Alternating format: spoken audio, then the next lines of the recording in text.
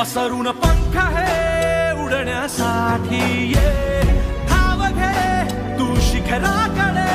भय सोडून दे